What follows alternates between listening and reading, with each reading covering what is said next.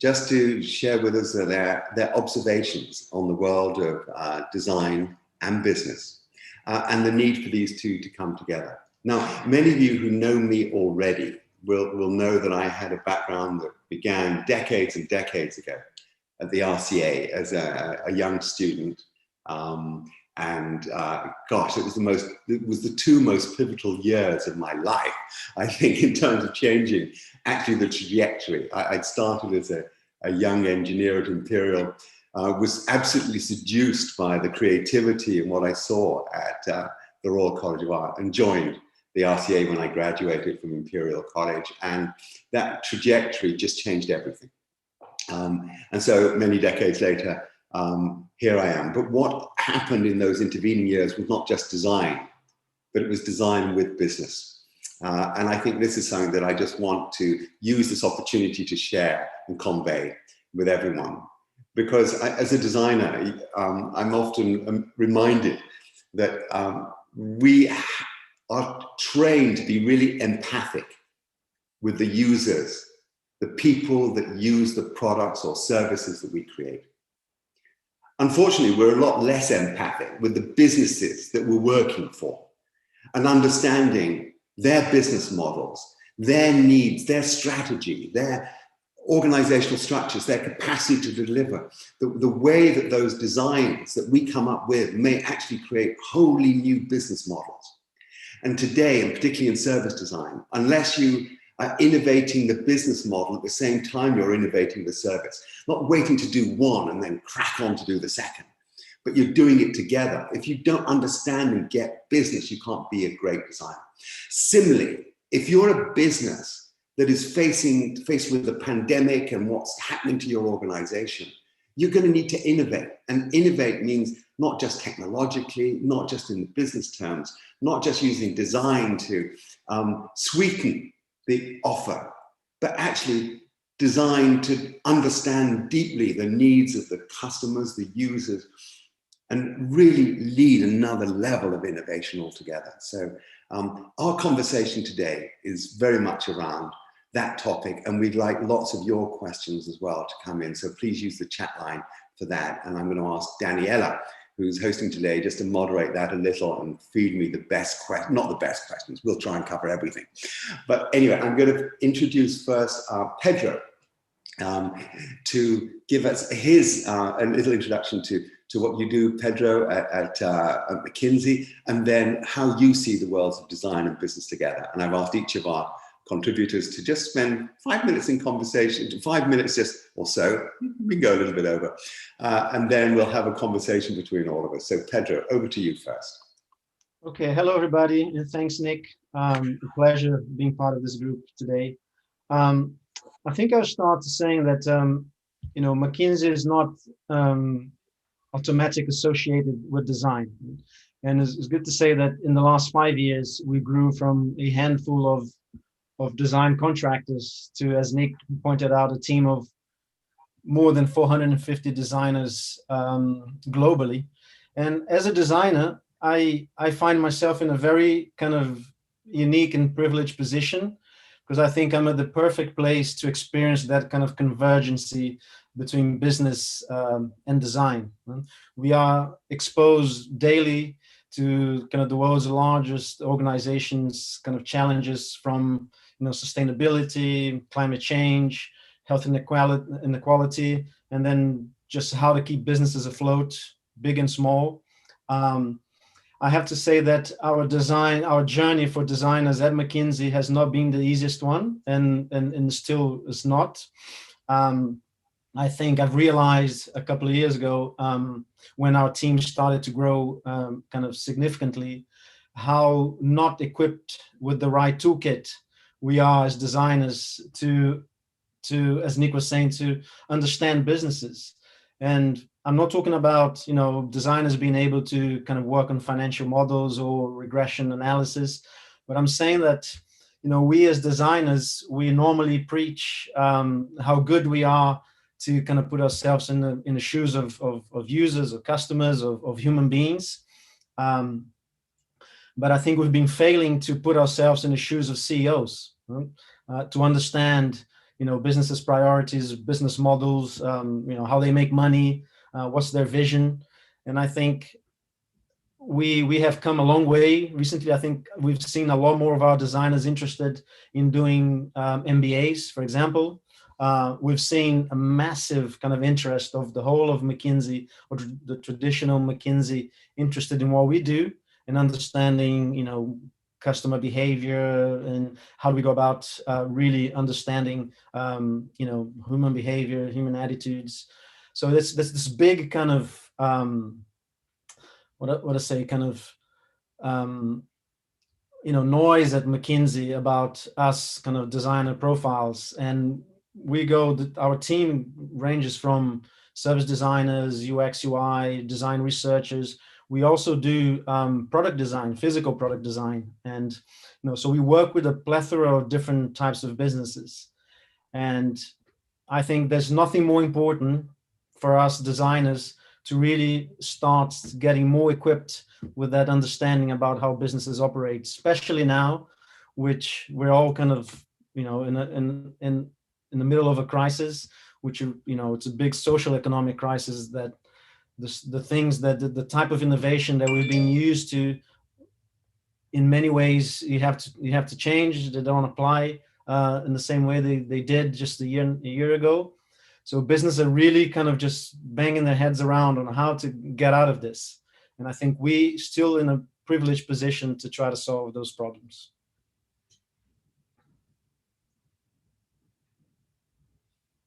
Pedro, thank you so much for kind of kicking us off right now on it. I'm going to turn to Yao and ask Yao your comments from a Lenovo point of view. I mean, you will have seen your business and changed dramatically, obviously, through the pandemic and the pressures that puts on business. But you've had a long career from the drawing board to the boardroom of Lenovo. So to give us some of your thoughts on this as well, that'd be great.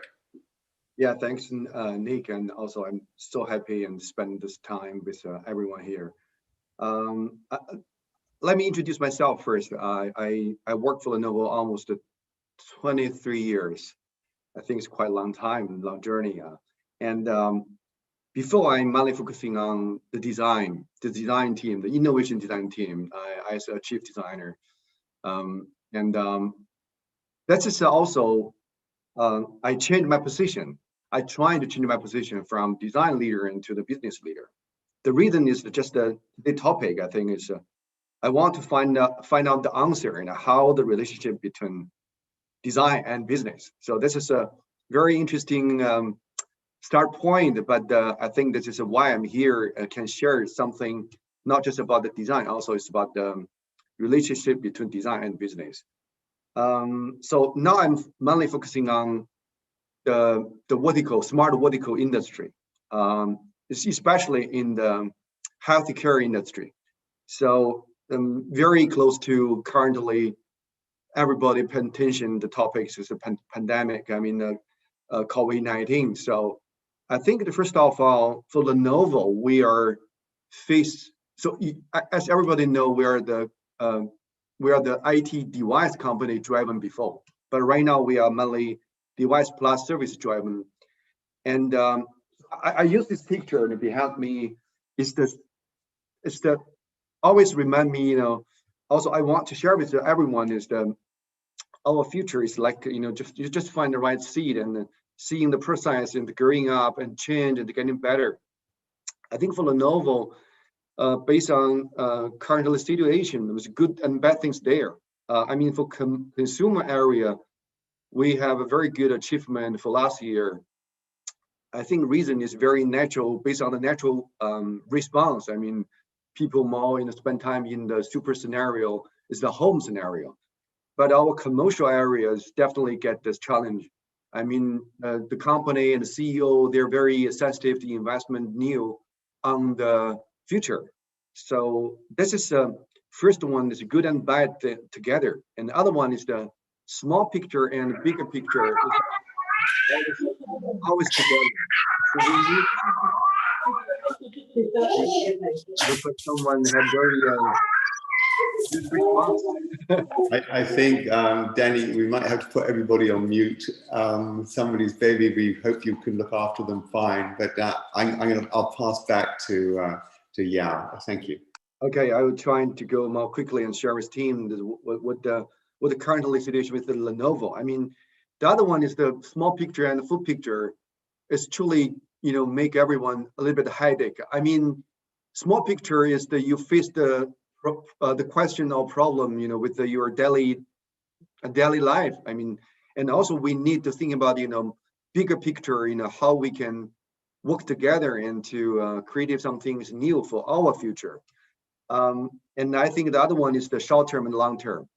I mean, for the long term, so what we are thinking about the new solution for public healthy system and also new solution for a new smart healthy lifestyle. I think this is a very important purpose. Yeah, I think generally for the first question, I think we cannot stay on the old position. We should be standing on the new position to thinking about the future. This is for sure. I think this is very important how we can, to thinking about the future, to discover the insights together. This is very important. Yeah, thank you again very much for your kind of introductory remarks here, and some big topics here about us having to think kind of long term as well as short term.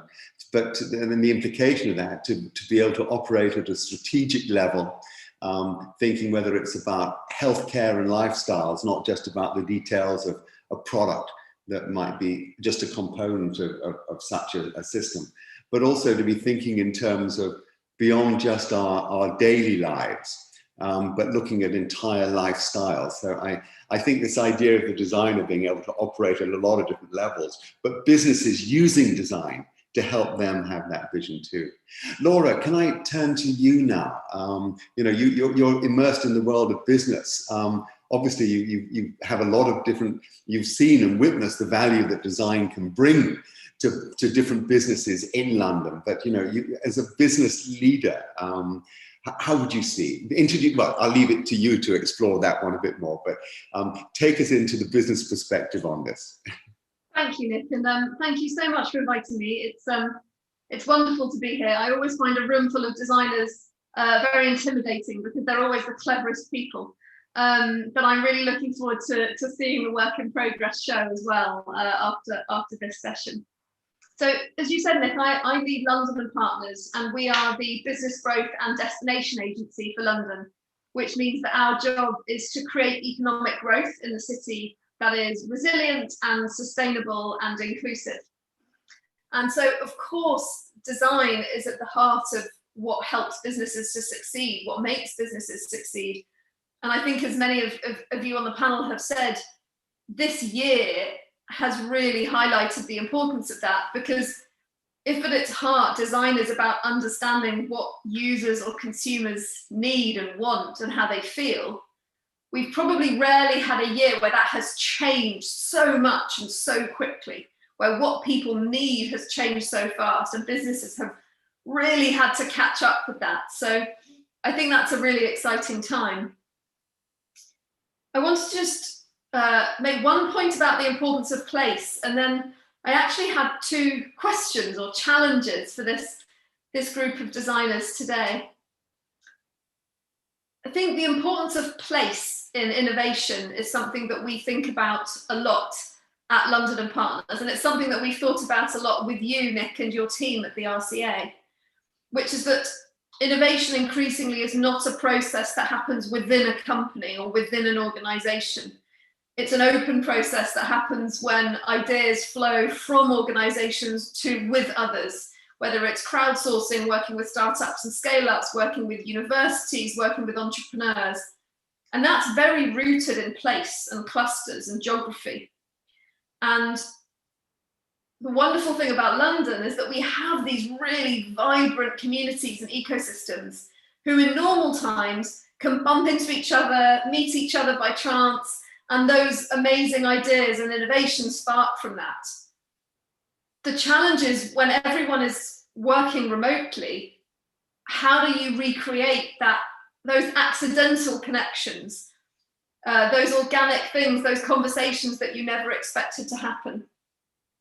So one of the things we've been doing this year with you and with the RCA is running an open innovation fellowship, which is really about bringing together groups of senior innovation leaders from large businesses to learn about how to make their open innovation more effective and more inclusive, but really rooted in the place. What is open innovation in London, and how do you do it in London? So that's been really important.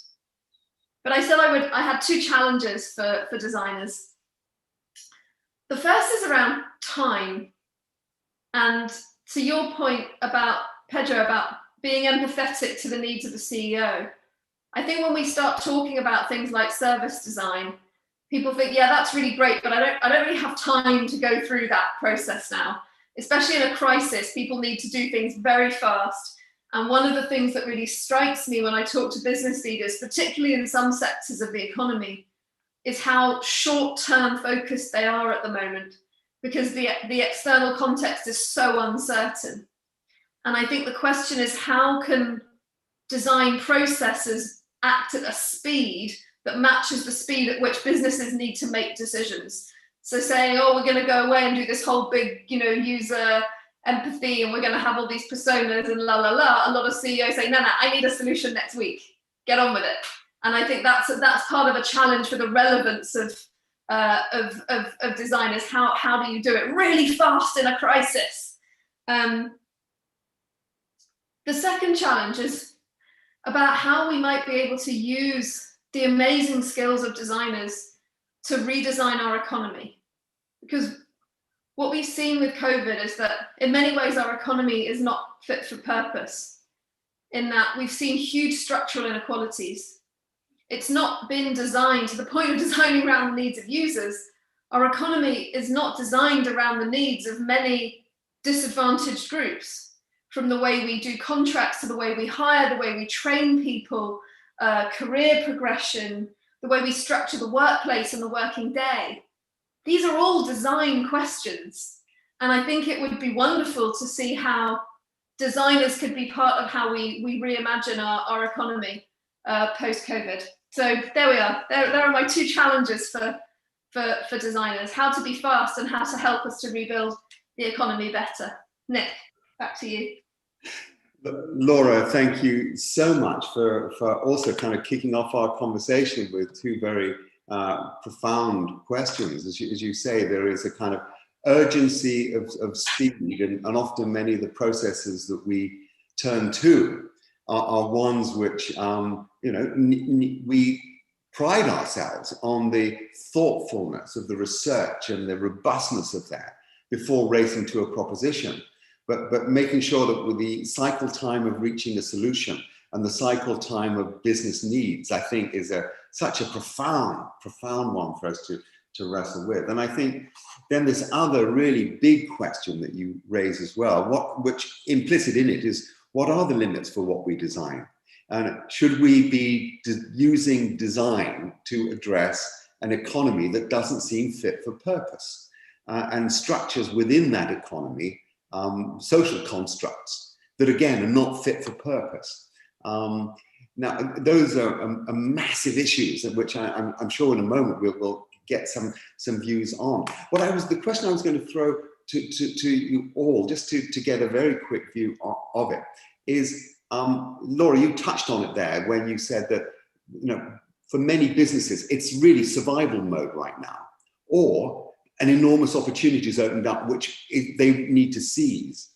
But how do we manage to connect the changing needs of customers and their customers to the business? So I wanted just to throw out to you all about how you think, and perhaps we might start with Pedro actually, how do you think the economy, not the economy, but businesses have had to respond to this pandemic? And what opportunities do you think that creates then for the designers? Yes, it's a very good question, because I think the key thing to realize is, on the back of Laura was saying, there's no time. Business cannot kind of take the luxury of, we're going to solve it in 6 months. in 6 months you're out of business. You cannot afford 3 months. You got to solve it now. So I've got two interesting examples that I've been working.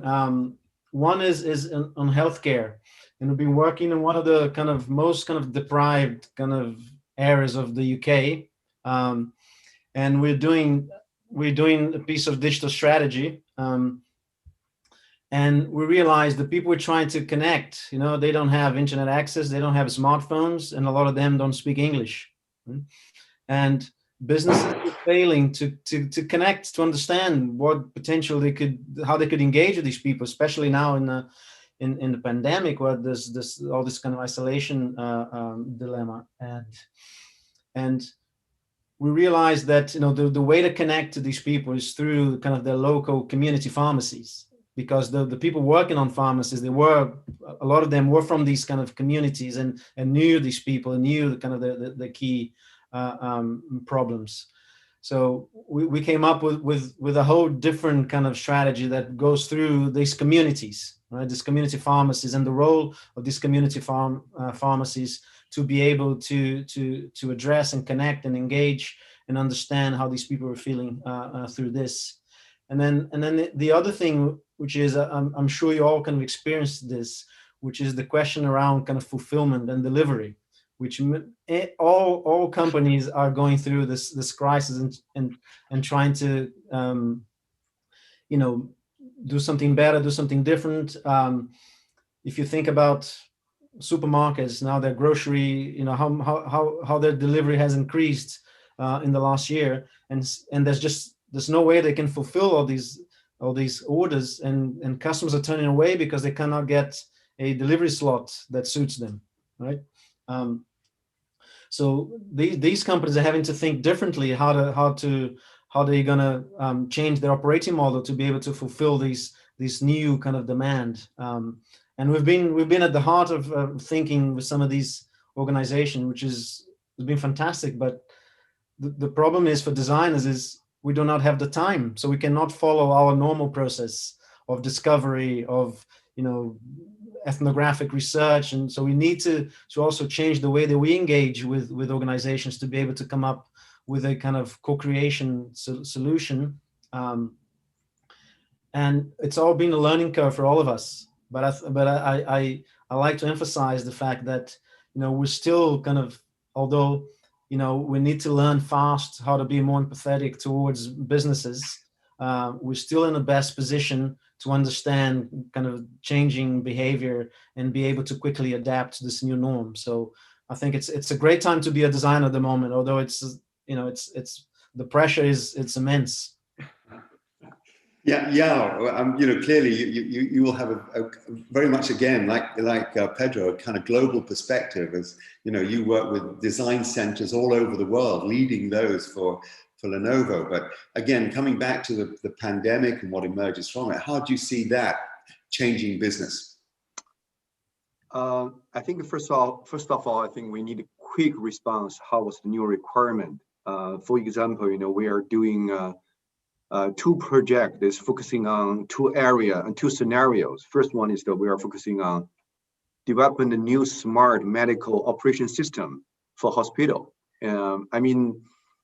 Based on currently what people face to the challenging in hospital.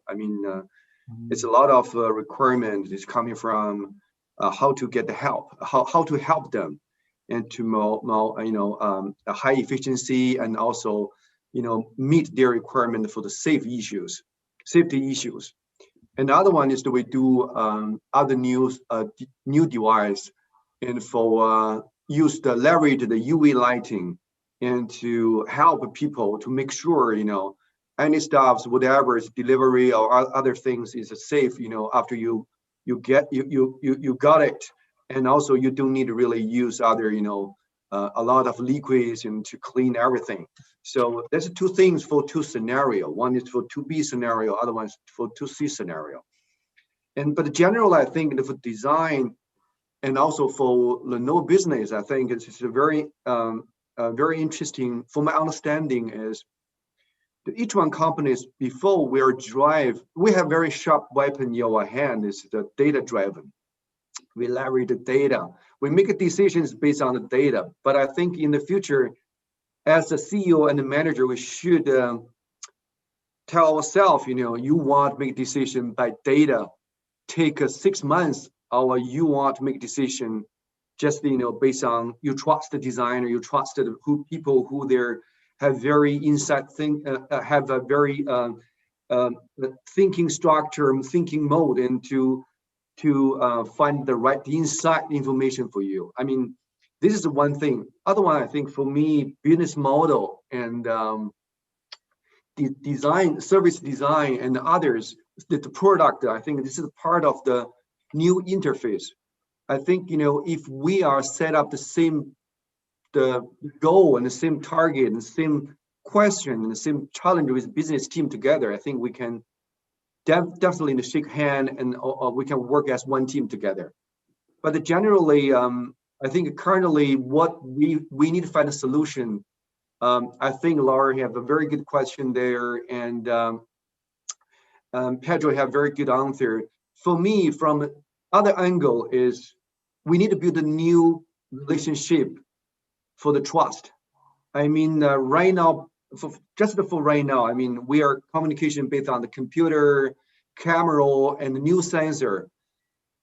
But how we can get 100% information, similar like we're just a face-to-face in the one scenario. So I mean, how to building the trust, how to we are making sure we are sharing enough private information, but also to feel everybody feel comfortable and you feel it's okay. I mean, it's safe. I think this will be the same question for company and for designer and for user. And I think in the future, this is the other one point is we need to move from the user-centric to the society-centric. This is we cannot stop it. If we always think about user-centric, I think we may be finding a solution, but also we may be creative, the challenging for everyone. So I think society-centric is very important for next step. There's a big thought, Laura, as well, this kind of society-centric. And I suppose particularly from the Mayor's office and London and Partners, this is very much at the heart of what you've been thinking about. I wonder what your reaction to some of those comments. In some ways, they're responding to this issue of speed, empathy to understand the needs of it, and also the challenge of engineering serendipity when everybody is so diverse. So what are your reflections on that? Yeah, I love the idea of society-centric rather than user-centric. I think that's a great concept, and I think there's a lot in that. You asked us what are some of the big questions that it feels like are being asked, and it feels like one of the design questions that I hear about the most is about the workspace and the future of the workplace. Will people go back to offices? How will they use offices? How do we need to redesign offices to be something different now that we've all experienced this new world? And even just within my own organization, we're moving into new offices and we're thinking completely differently about how we use the space than we would have done 12 months ago. So for me, that's one of the design challenges that's come out of COVID that applies to many, many, many different businesses, and I think it's a really interesting one. But to your point, yeah, it has knock-on implications, because it's not just about what happens to the employees and how they experience their working life. It's also what it does to our city centres, because if people don't come into the city centre as much as they used to, that affects all the businesses around city centres, sandwich shops and dry cleaners, and then will people go to restaurants in the city centre and so on. So there is this user-centric bit, which is how do I experience my working life?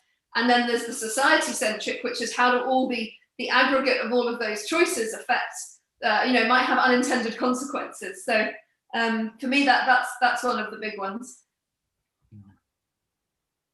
Let me just pick that one up about the kind of the design of the workplace. And apologies, there is a man outside my house who seems to be deciding to dig up a road this afternoon. So that's his workplace. Anyway, reflecting on this point about the workplace changing so dramatically, is this something as well, Pedro, that you see as well? Because, you know, the nature of how we work and using design, not just to design the workplace, but design the whole work experience. You know, what is the future of the new workplace experience? Is this something that, as a design challenge, that you and your team are getting called on to do? And is this something that you feel design could contribute to?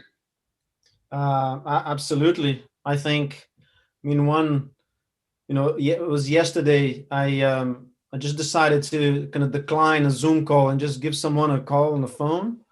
And I said, what's wrong with just a good old phone call? Because this whole Zoom culture has completely, amalgamated days and hours and relationships into like one kind of almost like robotic way of operating, right? And I think, people need breaks. People need time to think, time to reflect on things. Well, if you're constantly on a Zoom call, which has happened, I mean, this is something I hear from lots of different companies, that they just kind of zoomed out, just they completely lost the daily routines in terms of how they, the time to go out for a coffee or to have a quick chat in the at the kitchen and so on. And I think, I really believe that we're not going to go back to where we were in any time soon, pre-pandemic. At McKinsey, we have already said that probably this year we're not going to being asked to go back to the office, right? It will be like even when we open, it will be like in a, if you want to come, then come, but if you don't, and all businesses are like this. And particularly, I'm used to do a lot of projects where we're co-located with clients. So not at our offices, not at the client's office, but like a WeWork or some of these kind of co-location areas. And I mean, I wonder how WeWorks are doing at the moment, but I don't think we're going to go back to that way of communicating, right? And through a computer, I think there's pros and cons. You can always hide a little bit and not show your true kind of emotions when you are behind a computer screen. On the other hand, and I don't know if the others have experienced this, we also kind of been taken into people's home, right? In some cases, which we're a little bit exposed to a little bit more intimacy as well. And, Nick, the art you have at the back there, even your choice of, Yao's background, you start kind of getting to know people a little bit in a different dimension. So this is, again, a great opportunity for designers to bring their kind of, ability to create empathy with people, to start thinking of when we come out of this, what this new norm is going to look like. And it's something that we are definitely helping clients doing at McKinsey. It's interesting the kind of we've covered so far. I mean, we've talked about the need speed. Designers have got the same speed the organization needs to work at too. And that we should be focused not just on designing things that will serve the customers differently, but also serve businesses that are fit for purpose. And that purpose needs to be, as Laura said, much, much more inclusive, looking at an economy that has been almost not consciously designed, but the way it has been designed disadvantages whole parts of that community, because it isn't the most diverse community of designers that have also been designing, or these have been, if you like, the hidden issues that have surfaced when we started to look at moments like this of great change that are taking place. We've talked about the importance of being able to combine data-driven innovation, but also there isn't always time to get the data, but trust. And that trust also happens when you can connect people. So we have to find new ways of connecting people into it. Laura, I was going to just ask you, and then I'll ask Yao the same question really. There are barriers for designers working with businesses sometimes. What are some of the inhibitors and barriers you think we need to overcome that could help businesses work better with designers, or things you'd like designers to do to work better with the businesses? Oh, that's a very good question, Nick, and probably not the one I'm best qualified to answer. But from my perspective, it comes back to making sure that people understand quite how broad the scope of design is. And I know we've obviously moved a long way in recent years around service design and other aspects of design, but I think in many quarters there's still a perception that a designer is a person who makes your PowerPoint look nice when you finish drawing it. And so I think that the continuing to make the case for why design is such a fundamental business and commercial skill set for me is probably the biggest issue. Okay, yeah, what about for you? The things that we need to do for designers to help them overcome some of the barriers and play on the strategic scale, but as well for the business people you've been dealing with day to day in the boardroom, what they need to know better about design so they can embrace it more effectively. I think this is a very interesting question for me, because I think one word obviously in my mind is the value. So I think if designer and business leader want to work together, I think, so the purpose is what the kind of value you want to create together. So this is, I think, the first one key words in my mind. And other one is the, if we think of the current situation, we are located in different different city. I mean, different. We're just a different, like before we're sit down together and to make the design and business decision together face to face. I think this is good. We can drink coffee, we can eat food, but more aggressive way is that we are truly the purpose we work together is we want to get some kind of especially for manager. I'm sorry, maybe some of you are a very good manager, but the question is when we getting together, sit down together in the one office, may someone they're not focusing on the creative value, but they're focusing on creative power. So this as a manager, I mean. So for me, more aggressive way is, I think, a designer and a business leader in the future. The first of all, I don't think we should, face to face every day. I mean, the office is office before, but in the future, what means the new office? I think we can use science or a lot of new technology, but I think this is new. I mean, it's new for new normal. I mean, this is very clear. Another one is that I think for designer and business leader, don't lose your really important purpose is a creative value together. So this is, I think, what I want to share with everyone. Yeah. Well, I'm going to combine everything we've said in just 3 or 4 words, which is what you seem to have defined is focus on value, coming back to Laura, with values that make sure we're doing it in a way that is creating a real contribution to society as part of it.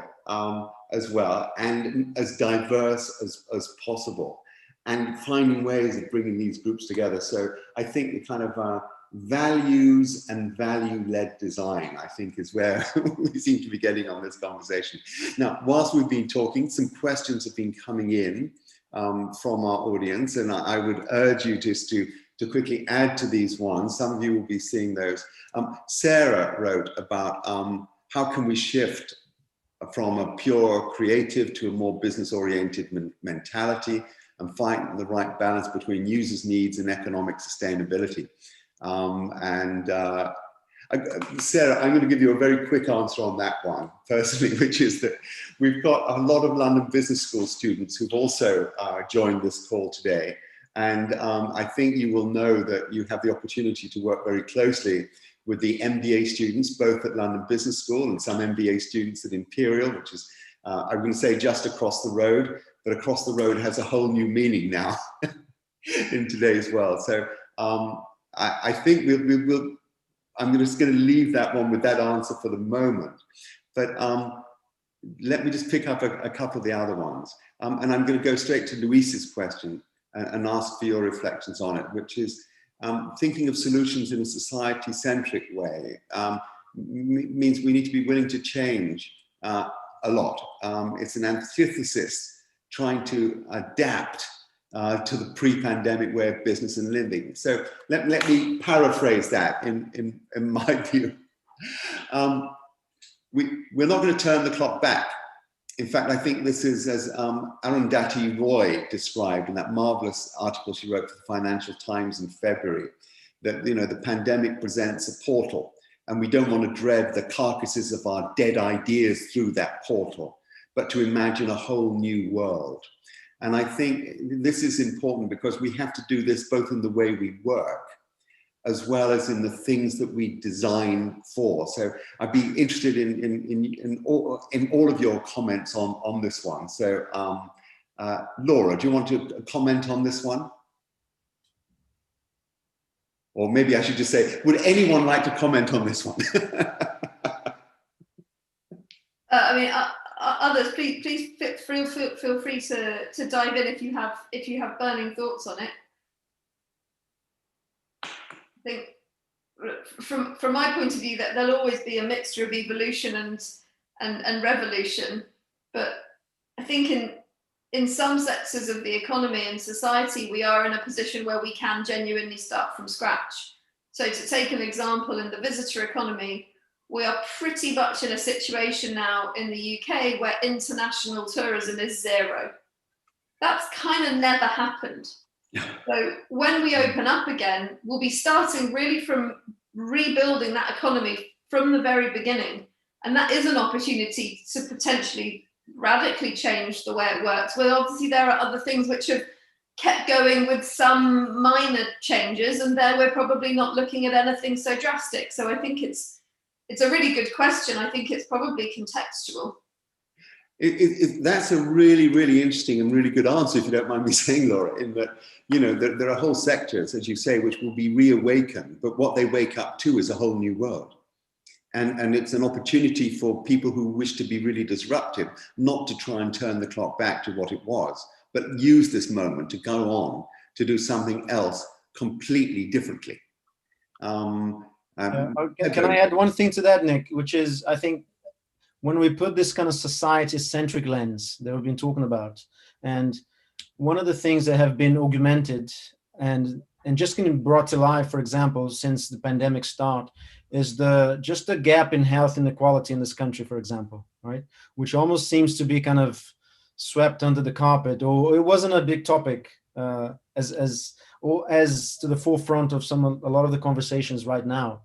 And I think the only way, which I agree with Yao completely, is we need to start looking at how society is organizing and behaving, because otherwise, at the end of this time, if we haven't learned anything, then I think we'll be missing a big opportunity to change the way that we interact with each other. Hugely, yeah, there's a comment really from Serena Yap, which is, we're moving from user-centric to society-centric. We need to move from individualistic thinking to collective thinking, to examine a problem from lots of different angles and different perspectives. And I think this is something that was picking up your comments earlier. There are whole segments which are going to go through massive disruptive change. I think your society-centric model is really, really relevant here. So I'd be interested if you want to just spend a moment just expanding that. Yeah, I think for designer, even for businessmen, I think the one word is also very important. It's culture. So both as a designer, I think a culture is always a very big word in my mind. So doesn't matter we are doing the user research or we are doing the user test, and we're always thinking about, you know, we are planning the business plan. I think the culture is very, very important. And also culture make a lot of people, maybe each of us, you know, we think about we are different. But very interesting is the one thing is coming from very macro things is pandemic, is COVID-19. It's definitely changing our mind. Is if we face healthy issues, so we also have a similar problem and questions on the same time. So I think this is from this angle, I think, you know, the macro things changing culture, changing our daily lifestyles is very clearly. And also this is just like a one signal for everyone. So this is one, maybe short term, maybe a little bit long term challenging for everyone, but it was not just only one challenge. So we need to prepare for next one. Maybe next one is much bigger than COVID-19. I mean, yeah, size, but I mean, we're thinking about those kind of challenging is not just thinking about the small picture. We need to think about the picture. And before, most of us think about, this problem is belonging to you, not mine. But in the future, more and more challenging questions is align people together. Right now, we are quite have a far distance than before. I mean, but it's more everyone close together as a unit. Yes. So we need to catch up this opportunity. I mean, I think it's a really good point too. And in a moment, I'll just turn over to Clive to take us around the show so we can see how some of these elements actually do come together. But I think this idea of not seeing it as an us and them, but it's just all us right now. Not seeing that the user is separated from the person who is delivering and organizing the service or the business that's trying to serve them. Again, it's an us. We have to, I think, intensify what we do from in terms of empathy for organizations, for other societies, for those that are different to us. Empathy in the sense of understanding how we can design for all the diversity in society and not keep coming back just to the same old parts of it. I hope today, thinking of the image that is behind you, Yao, of the seed that germinates and then grows. I hope we planted some seeds of the seed of innovation in a way, but the seeds of business and interest in business, to our design community that's listening in. The idea of creativity and design to the business community so that those can germinate inside each other. But to make them germinate, it comes through working together. And I'd like to thank you all, my marvelous panel, for introducing us today and giving us this opportunity. Because I think, we've been able to, if you like, help those seeds and nurture them through the ideas that have been shared today. But on top of these ideas, I'm now going to turn over to Clive to tell us about the show. But my big, huge thanks to you, Laura, to Pedro, to Yao for taking the time to be part of it. And Clive, passing over to you to take us around this amazing show that you and your students have put together. Thank you. Thank you very much, Nick. What a fantastic conversation. I have been itching to jump in as somebody who spent the last 30 years working for lots of big businesses and the last 5 years working with Barclays Banks, of all people. It's been very interesting to observe the conversation with CEOs, actually, to Pedro's point, and to Laura's point about it always seems to take time to do design. I always like to point out that the amount of time correcting things you get wrong because you jump so fast is much, much longer than getting it right in the first place. And I think design is a risk reduction process, actually, but it takes some explaining.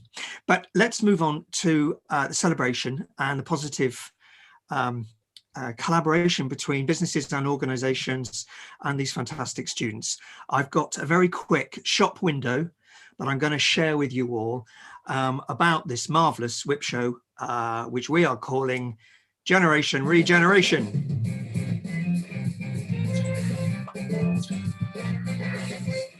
There you go. That'll wake you up, I hope. This is a program of work that represents the work of 75 students, 20 projects, team-based sport service design at the RCA and in the real world. And it's about what's going to happen post-pandemic. This generation will be the generation that reshape and reform. And therefore, we called the projects Regeneration. And when it came to naming the show, Generation Regeneration seemed the obvious thing. Here they are, actually on my first day, I think it was, back a year and a bit ago, September 2019, not even a year and a half yet. And a lot of the people in this photograph are the people in this show. There's a few of the people who graduated last July as well. Of course, they graduated online. And this has become, of course, sadly, and not sadly, we've actually done an amazing success, I think, of online teaching, of online projects, and you'll see that in this show here. And of course, the cohort have become brilliant at putting backdrops to advertise their presence on every Zoom call. The backdrops come from some words that I asked when I joined the course. I asked the students and staff to describe what the course was about. And these were the words, and we've transformed them into these icons, these ethos icons. And you cannot be a service designer if you're not curious, if you're not courageous, and you're not about telling the truth when you've found it out, and about being collaborative to solve it. The work you will see is dynamic and innovative and about transformation. We do not leave alone. We use the word people, but I absolutely embrace the conversation we had there about this is people as communities, as society, not as individuals as such. And of course, beyond that, the system we live on, the planet, the theme of the planet is strong in the work of service designers, and every single project has a sense of purpose. We have about 20 projects. I'm going to give you a very fast view, and then I'm going to invite you to go and talk to the students. The point of the show we've put together is that this is a chance to actually talk. So when I've given you a brief overview, and you can go and look on the RCA website and our own website, rcaservicedesign.com, and look at all of these projects. But if you have some time to spare, after I've raced through the projects, we invite you to talk directly with each of the teams via their Zooms, and we'll show you how to do that. Our 6 themes of the show start with people-powered health. Hi everyone, this is the theme, people-powered health. We're about to introduce you 3 exciting projects around genomics and how people can be empowered by it. There will be discussions around management of family intergenerational genetic risk and accessibility screening for recessive genetic disorders, and the connection of people throughout different stages of the genetic journey. The future of health is about proactivity. It's about understanding our genomic and our DNA propensity for disease. And we work with a hospital and Imperial London Northwest and pancreatic cancer to understand the impact of genomic testing that is happening right now on a large number of patients. We have 3 projects there, just a couple of highlights. FanGene creates up a generational record of health and propensity for disease. It might be breast cancer, it might be sickle cell anemia. Science is developing so fast, and we are testing people for these diseases, but the human impact of that is considerable, life-changing, you would say. So one particular project, RU, has actually just been accepted by the NHS, and we're frantically figuring out how to actually deliver this way of allowing people to test early on before they make decisions such as childbirth. Our next theme is citizen. Hi, we are the group of Citizen Centered. If you're interested about urban planning, future scenarios, and cities, come and have a look at our projects. Regenerating the High Street, working with 2 partners, architectural course at Aalto University in Helsinki, looking at how the university and the community integrate, and UKAA, a body that encourage build to rent, build to build communities, not just put up a building and sell it on. The 3 projects there, 2 are based in Helsinki and 1 is based in the UK, looking at our high streets, looking at the history of our high streets, looking at our current high streets, looking at our future high streets, and how landlords and residents and investors can come together to make a better, more sustainable, because the high streets have been so decimated by the impact of COVID, just as tourism has been. Hi everyone, we're excited to present 3 projects imagining our future relationship with work and its impact on well-being. Through thought-provoking scenario, we hope to spark discussion on the influence of the current work context on well-being, the invisible value being contributed outside of work, and the flaws of the 9-to-5 workday model. If you're interested in speculative and service design, and if COVID-19 made you question the way you work a million times, then join our discussion on the 2nd of February. There are a whole series of showcases next week, Monday, Tuesday, and Wednesday on each of these projects, and you're invited, and I'll give you the links to those. 3 projects in this area with our partners, Fuzzy Studio, spin-off from a big agency, a big consultancy, and they look at different aspects, and they use speculative design looking 5, 10, 25 years in the future to then backcast to what we should be doing now in our next generation of decisions. Reinventing the 9-to-5 workday uses exactly that and play roles what it will be like in a new vision of work. And you just have to put a plastic Mac and some sunglasses on and you're in the future, and it's really exciting. Sustainable services look at commercial platforms where businesses who are creating food organically, sustainably, with those values, can gain access to customers who are looking for different sources and suppliers for food. And so Project Ozeco has created a platform, a live platform with an organization that is creating this, EcoGIF. They're looking at how the provenance of what you buy, telling you exactly where it's come from and why it's a good sustainable source, and providing that commercial platform for that. And Green Hive, working again with Helsinki and Aalto University, looking at students and community can come together to create an ecosystem for more sustainable food production. New interactions. Hi, ever wondered what the interface can be when it's beyond the screen? How will COVID change the way we interact with each other and with technology? So this very popular project has worked with an organization called Modal, who are looking at voice interface, and True are a digital identity organization. What do we do beyond touchscreens? The check-in panel at an airport is one of the most dangerous surfaces in the world, we discovered last March. How do we move beyond touchscreens? How do we move beyond into gesture, into voice? We need to explore these because we want people to interact with services safely. So using voice, using gamification, we have a project here that recreates all the little experiences and events of an office, from coffee machine to team talks.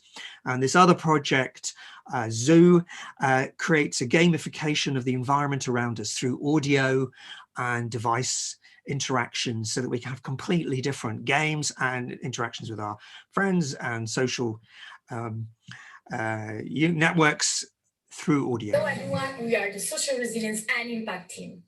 Are you interested in social innovation developments and how these will impact our society? Then don't lose the chance to see what we've been working on in the last month.